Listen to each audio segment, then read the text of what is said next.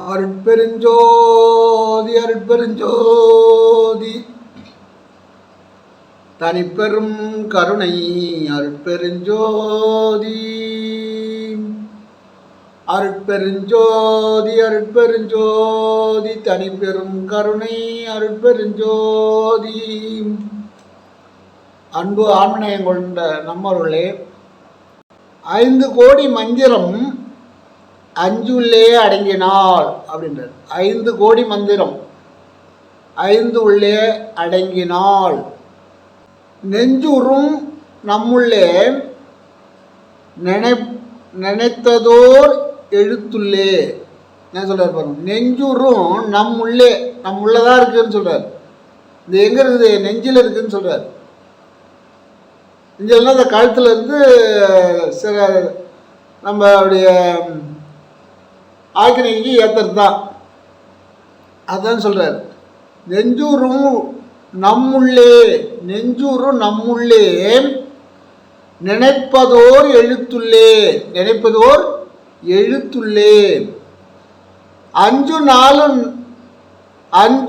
4 மூன்றதாகி, 5 இருந்தது, 4 இருந்தது, 3 ஆச்சு. ஆ ஊ இம். அப்போ உம்முள்ளே அடங்கிடும். இந்த 3 எழுத்து எங்கே இருக்கும்? உள்ளே அடங்கிடும்ன்றார். உள்ளதான் சொல்கிறார். வெளியில் யாரும் நீங்கள் பல கோடி சித்தர்களும் வெளியில் போய் பாருங்கன்னே சொல்லவில்லை. உன் உள்ளதாக இருக்குது அப்படின்றார். பொக்கிஷமே உன் உள்ளதாக இருக்குது அப்படின்றார். வெளியில் எங்கேயும் போக வேண்டாம் அப்படின்னு தான் சொல்கிறாங்க. 5 ஓர் எழுத்தாய் அடர்ந்ததே சிவாய நம. இந்த 5 ஒரு எழுத்தா அமைந்ததே சிவாய நம. வள்ளல் பெருமான் சொல்லுவார், சிவாய நம என்று சிந்தித்து இருப்போருக்கு அபாயம் ஒரு காலம் இல்லை அப்படின்னு. அப்போ இந்த 5 கோடி மந்திரம் நீ சொன்னாலும் அந்த மந்திரம்லாம் ஒன்றும் புண்ணியம் கிடையாது. இந்த சிவாய நம என்றதே போதும். அது 5 4 ஆச்சு, 3 ஆச்சு, அந்த 3 ஒன்றாச்சு அப்படின்றார். ஒன்றாகி விட்டது. 5 கோடி மந்திரம் நெஞ்சில் நினைத்து நீ 5 கோடி மந்திரம் ஓதனாலும் சரி, மற்ற மந்திரங்கள்லாம் நீ நெஞ்சில் நினைத்தாலும் சரி, அது சித்தி பெற முடியாது அப்படின்னு சொல்றார். அதனால எந்தவித லாபமும் கிடையாது, ஆன்ம லாபத்தை பெற முடியாது அப்படின்னு சொல்றார். சூரியன் இல்லாவிட்டால் உலகம் இல்லை. எல்லாரும் தெரிஞ்சுதான் இது. சூரியன் இல்லாவிட்டால் உலகம் இல்லை. அதை நம்ம நல்லா புரிஞ்சுக்கணும். அதான் இப்போ சில பேர் காலையில் எழுந்த உடனே சூரியனை கும்பிடுவாங்க. அது பேர் சூரிய நமஸ்காரம்னு சொல்லுவாங்க. இப்போ சில நாடுகளில் சூரியனை தான் வழிபடுவாங்க. மற்ற இதெல்லாம் தேவதைகள்லாம் எதையும் வழிபட மாட்டாங்க. சூரிய நமஸ்காரம் தான் பண்ணுவாங்க, சூரியனை தான் வழிபடுவாங்க. சூரியனை சில நாட்டில் பெண் தெய்வமாக கொண்டாடுகிறார்கள். அவங்கவுங்க மனசில் வந்தது.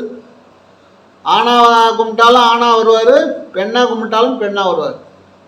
சூரியனை சில நாடுகளில் பெண் தெய்வமாக கொண்டாடுகிறார்கள். அதுபோல் சூரியன் இல்லாவிட்டால் இந்த உலகமே இல்லை. அதுபோல் பெண்கள் இல்லாவிட்டால் உயிர் பிறப்பில்லை.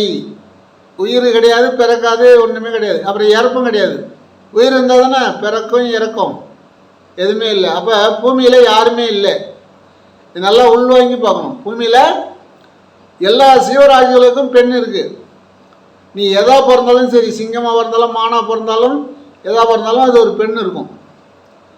அப்படி பெண்கள் இல்லாவிட்டால், எல்லா உயிரினத்துக்கும் பெண்கள் இல்லாவிட்டால் உயிர் பிறப்பில்லை, எந்த உயிரும் பிறக்காது. ஒரு பசுமாடு இருந்தால் தான் இன்னொரு பசுங்கன்னு ஊட்டி போடுவாங்க. ஒரு ஆடு இருந்தால் தான் இன்னொரு ஆடு உற்பத்தி பண்ணும். இப்படி அனைத்து ஜீவராசிகளுக்கும் பெண் ஆண்ன்றத இறைவன் படைத்தான். இறைவன் படைத்தான் லேசானால் கிடையாது. அதே போல இந்த உலகத்தில் குரு இல்லாவிட்டால் பிறவி பயனில்லை. இந்த உலகத்தில் குருன்னு ஒருத்தர் இருக்கணும். அந்த குரு இல்லைன்னு சொன்னால் நீ பிறந்து அந்த பிறவினுடைய பயனை நீ அடைய முடியாது அப்படின்னு சொல்ற. அந்த பயனை நீ அடைய முடியாது. குரு இல்லாத வித்தை சித்தி பெறாது. ஆண்கள் அடையும் அனைத்து வெற்றிக்கும் அவர்களுடைய தாய், தங்கை, அக்கா, மனைவி அவர் வெற்றி பெறுவதற்கு பங்கு உண்டு அப்படின்னு சொல்றார். அதாவது அவங்களுடைய ஒத்துழைப்பு இருந்தால் தான் நீ வெற்றி பெற முடியும் அப்படின்னு சொல்றார். அப்படி நான் வெற்றி பெற்றேன்னு நீ சொல்ல முடியாது, அவங்க ஒத்துழைப்பு கொடுக்கணும். வள்ளலாருக்கு அவங்க வீட்டம்மா ஒத்துழைப்பு கொடுத்தது. சரி நீங்கள் போங்க, நான் தனியாக இருந்துக்கிறேன் அப்படின்னு சொல்லிடுச்சு. அவரை விட்டுட்டு வந்துட்டார். 15 நாள்லேயே பிரிஞ்சு வந்துட்டார். அது இங்கிலீஷில் டைவேஷன் சொல்லுவாங்க, தமிழில் பிரிவினை சொல்லுவாங்க. எந்த ஆணாக இருந்தாலும் ஒரு ஆண் வெற்றி பெறணும்னா அவங்க பின்னாடி ஒரு பெண் இருப்பாங்க. அது மனைவியாக இருக்கலாம், யாராக இருக்கலாம், பெண் இல்லாமல் அவங்க வெற்றி பெற முடியாதுன்னு சுவாமி சிவானந்த பரமஹம்சர் சொல்கிறார். எல்லாருமே சொல்கிறாங்க, சிவானந்த பரமஹம்சர் அதை கண்டிப்பாக சொல்கிறார். அதான் நீங்கள் எங்கேயும் காடு மலையில் தேட வேண்டாம், நெஞ்சில் இருக்கக்கூடிய அந்த 5 எழுத்தை ஏற்றி இறக்கு அப்படின்னார். இந்த பெண்கள் வேண்டாம் என்று யாராலையும் மறுக்க முடியாது. ஏன்னா எந்த உயிரினமாக இருந்தாலும் ஒரு பெண் வேணும்.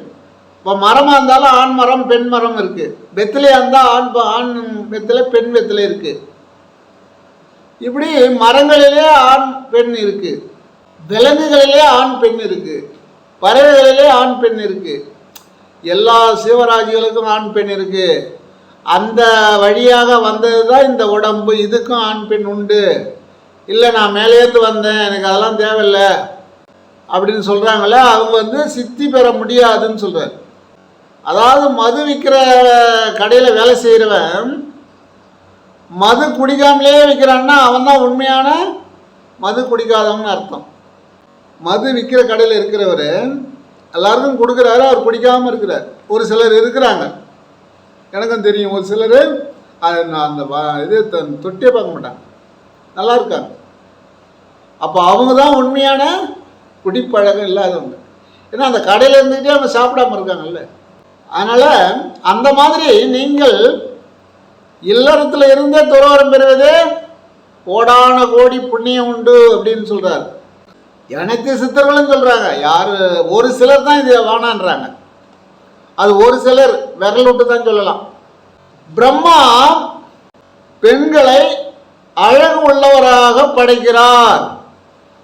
அது ஆணாக இருந்தாலும் சரி, பொண்ணாக இருந்தாலும் சரி, ஆண் பறவையாக இருந்தாலும் பெண் பறவையாக இருந்தாலும் அவர் அழகாக படைக்கிற வேலை அவருடைய வேலை. பிரம்மா அழகாக படைக்கிறார். விஷ்ணு பெண்களை ஆரோக்கியமுடன் வளர்க்கிறார். மகாவிஷ்ணு ஆரோக்கியமுடன் வளர்க்கிறார்.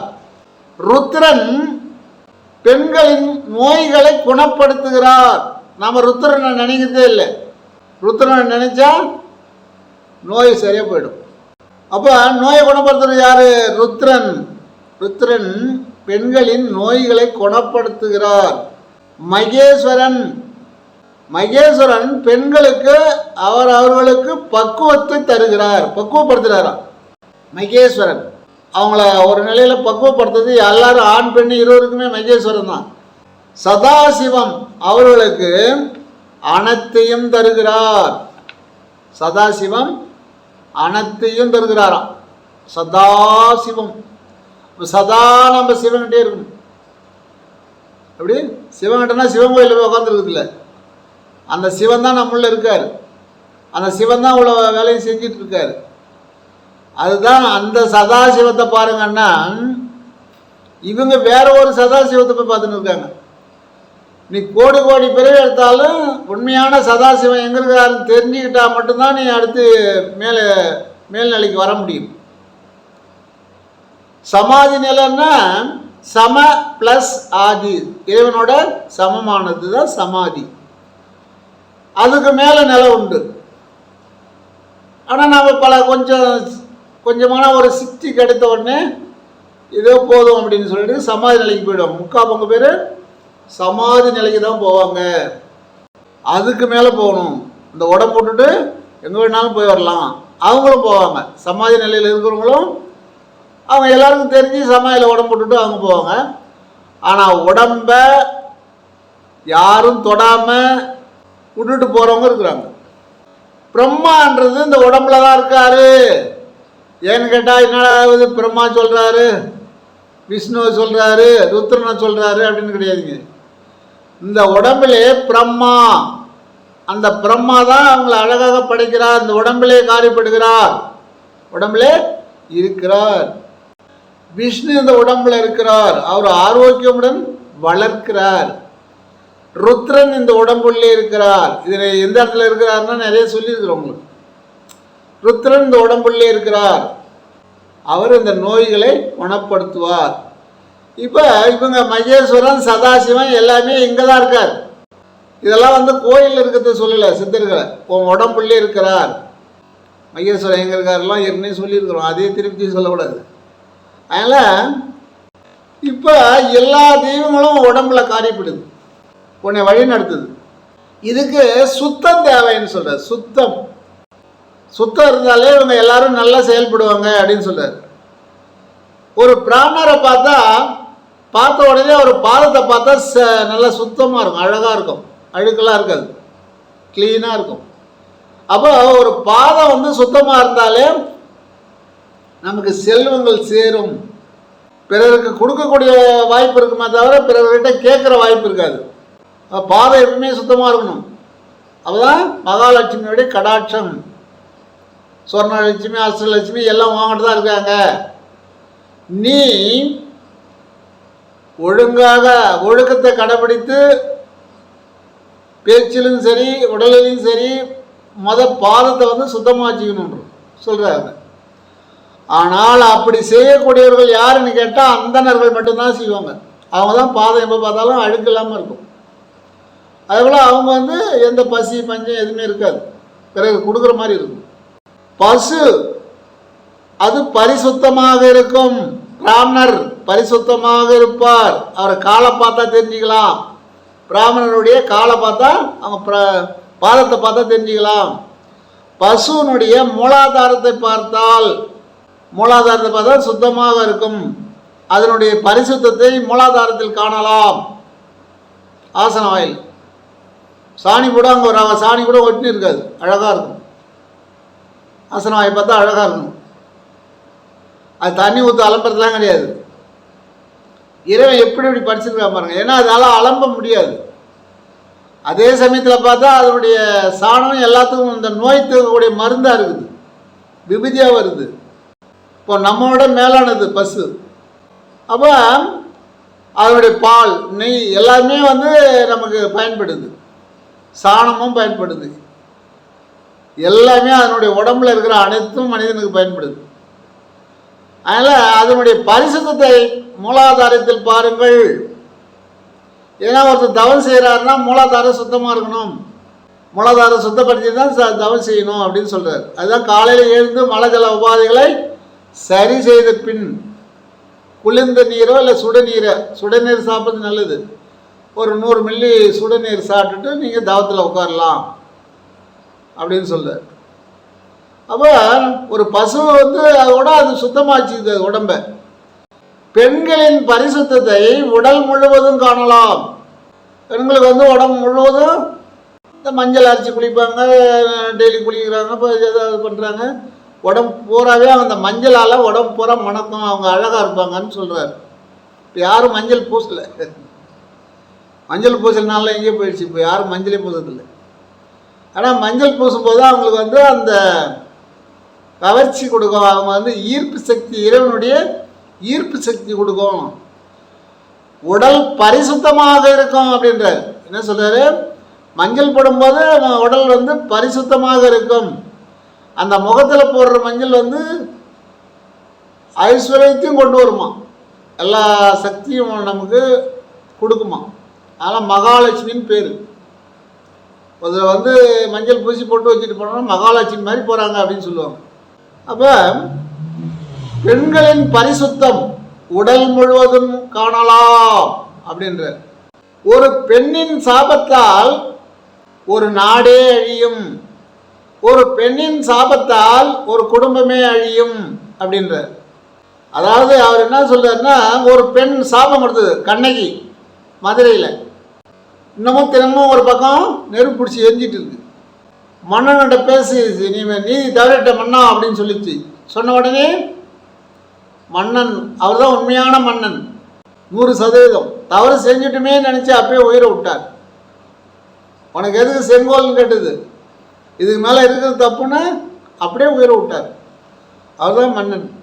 ஒரு பெண்ணினுடைய சாபத்தை நீங்கள் வாங்க வேண்டாம்னு சொல்கிறாரு. ஒரு பெண்ணை கல்யாணம் செஞ்சுக்கிறோம், சரி அது சரியில்லை அப்படின்னு சொல்லிட்டு விவாகரத்து செய்யாதீங்கன்னு சொல்கிறார்.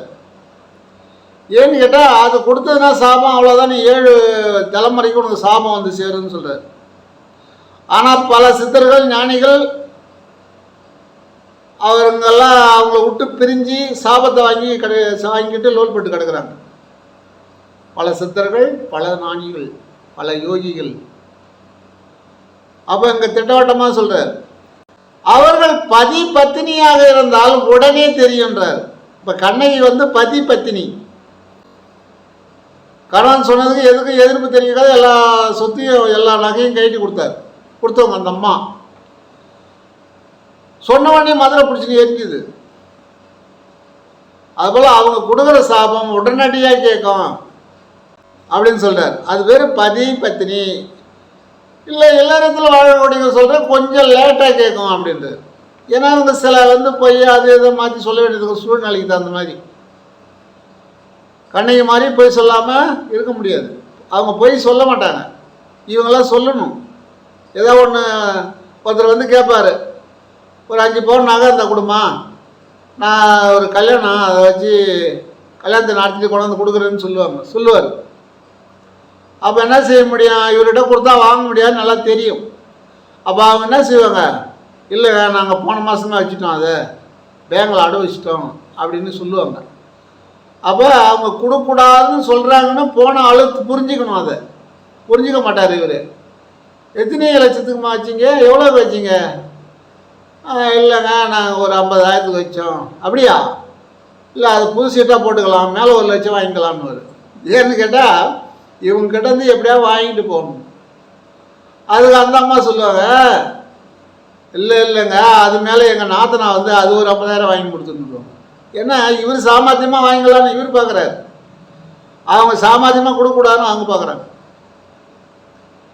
அப்போ ஏதோ ஒரு பொய் சொல்லி தான் ஆகணும். ஏன்னு கேட்டால் நம்ம சிக்கலில் நாளைக்கு மாட்டிக்குவோம். நீங்கள் நிறையா பேர் கோடிக்கணக்கில் கொடுத்துட்டு சிக்கலில் மாட்டிக்கிட்டு இருக்காங்க. அனைவரும் அப்படி இல்லை, 10% பேர் கரெக்டாக கொடுப்பாங்க. கரெக்டாக கொடுக்குறவங்க 10% பேர் இருக்காங்க. அதான் சொல்கிறார், பெண் சாபம் பொல்லாதது, அந்த சாபத்தை வாங்காதீங்க. கரடுமடாக சில பேரை கூட பேசினாலும் நீங்கள் எந்தவித தந்திரத்திலாவது தப்பித்து கொள்ளுங்கள். எந்தவித உபாயத்திலேயாவது தப்பித்து சாபம் வாங்காமல் வெளியே வந்தால்தான் நீ இறைவனுடைய அருளை பெற முடியும். இந்த சாபம் வாங்கி நிறையா பேர் பெற முடியல, எவ்வளோ கஷ்டப்பட்டுலாம் போயிட்டாங்க, அவங்களாம் பெறலை அப்படின்னு சொல்கிறார். உடம்பு ஒரு வகை அறியீர், இது உடம்பு ஒரு வகை, இது அறியீர். உயிர் வகை அறியீர்.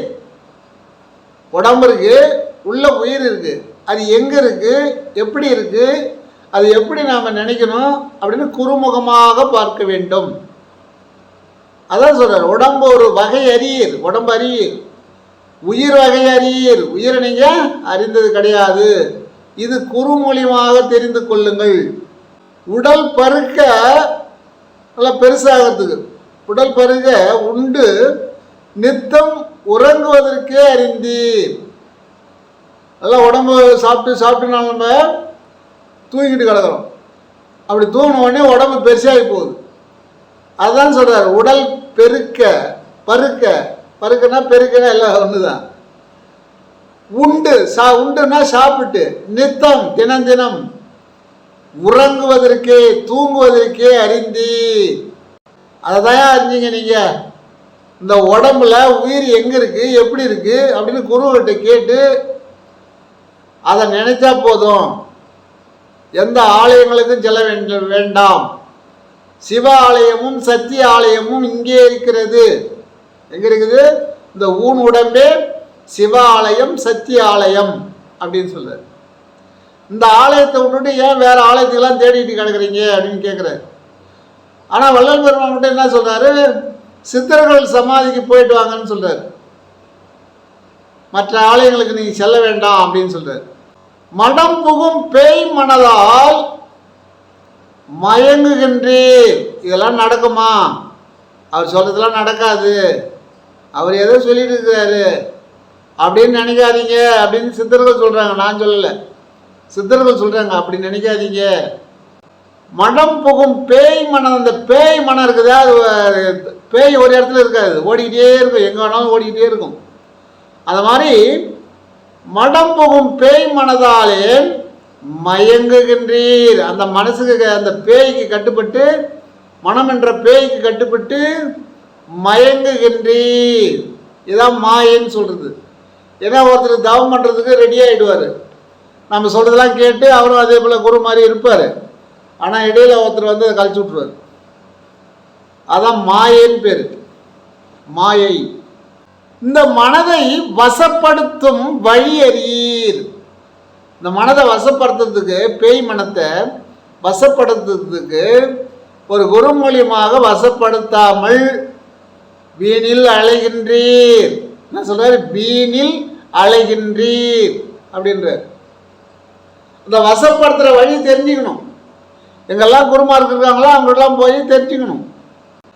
இந்த பொய் வாழ்க்கையிலே இன்பம் துன்பம் ரெண்டுமே வந்துக்கிட்டு தான் இருக்கும். அதை இன்பம் வந்தாலும் அதை கண்டு மகிழ்ச்சி அடைய வேண்டாம், துன்பம் வந்தாலும் அதை கண்டு துயரப்பட வேண்டாம் அப்படின்னு சொல்றார். துன்பம் வந்தாலும் அப்படியே தோண்டு போகாத, இன்பம் வந்தாலும் குதிக்காத, ஆனந்தப்படாத அப்படின்னு சொல்கிறாங்க. ஏன்னா ஒரு அம்மா வீட்டுக்காரர் ரிட்டையர்மெண்ட் ஆனார், இந்த அம்மா போயிட்டு இருந்தாங்க. அவங்க கூட இருந்தாங்க, எப்பயுமே கணவன் மணி கூப்பிடுவாங்க ரிட்டையர்மெண்ட் ஆகும்போது. அப்போ அவங்க இருக்கும்போது எல்லாரும் பாராட்டுறாங்க, அவர் நல்லவர்னு சொல்கிறது அந்த அம்மா அன்னைக்கு தான் காதில் கேட்குது. எப்படி ரொம்ப ரொம்ப நல்லவர், 30 ஆண்டு காலம் எங்களோட எல்லா அதிகாரிகளோட நல்ல பேர் எடுத்துக்கிட்டாரு, எங்களுக்கு இவரை விட்டு பிரிவதுக்கு மனம் இல்லை. ஏன்னா அங்கே வரக்கூடிய கூட இருந்த அதிகாரிகள் அவர் பேசுவாங்க, மகிழ்ச்சியாக பேசி அனுப்புவல. ஏன்னா அவங்க உள்ளே எது வேணாலும் நினச்சிருப்பாங்க. ஆனால் அன்னைக்கு பேசுறது பாருங்கள், தேன் ஒழுகுற மாதிரி பேசுவாங்க. ஏன்னா ஆட்டை வந்து வளர்த்துக்கிட்டே வருவாங்க. ஒரு நாளைக்கு தண்ணி ஊற்றி பூ போடுறாங்கன்னா வேலை முடிஞ்சு போச்சுன்னு அர்த்தம். வளர்த்தவங்க தான் இதை செய்வாங்க. அதுபோல் அவங்க எதாக இருந்தாலும் அன்றைக்கி பாருங்கள் புகழாரம் சூட்டுவாங்க. பொய் வாழ்க்கையிலே இன்பம் துன்பம் அறிவீர். இந்த இன்ப துன்பத்தை அறியாமல் மற்றவர்கள் சொல்வதை அவர் மகிழ்ச்சியாக பேசுகிறார் என்று எண்ணி மயங்கி விழுந்து மடியாதீர், மயங்கி விழுந்து மடியாதீர் அப்படின்ற. அந்த அம்மா கூட இந்த பேர் எல்லாரும் பேசுனாங்களா பொழுந்தவரை, அது ஒரே ஆனந்தம் அதிகமாகிடுச்சு பொழுது. அப்படியே மயக்கம் வந்து சார்ந்தது. அது அதில் போயிடுச்சு. அவர் சம்பாரிச்சு பணத்தை சாப்பிட்டு பார்க்கல. அப்போ என்ன காரணம்னா, அதுதான் மகிழ்ச்சின்றது ஒரு அளவோட வச்சிங்கன்றார்.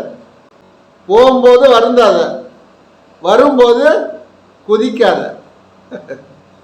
செல்வம் நம்ம விட்டு போகுதுன்னா வருந்தாத, செல்வம் நம்மகிட்ட வருதுன்னா குதிக்காத, ஆனந்தப்படாத, என்னையும் சீராது.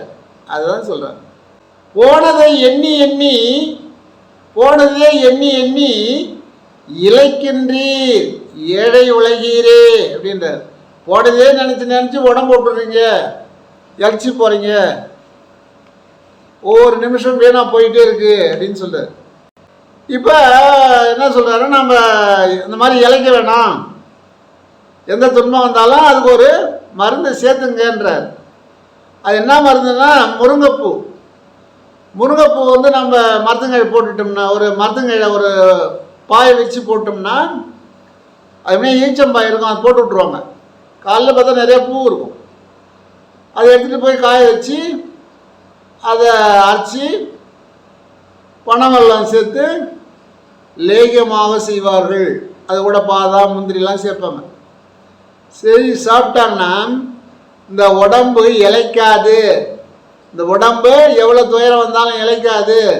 இந்த உடம்பு சரியான முறையில் இருக்கும், நல்ல முறையில் இருக்கும். அதிகமான ரத்த விருத்தி இருக்காது, கம்மியான ரத்த விருத்தியும் இருக்காது. அப்போ அவங்க இளமையாக இருப்பார்கள்.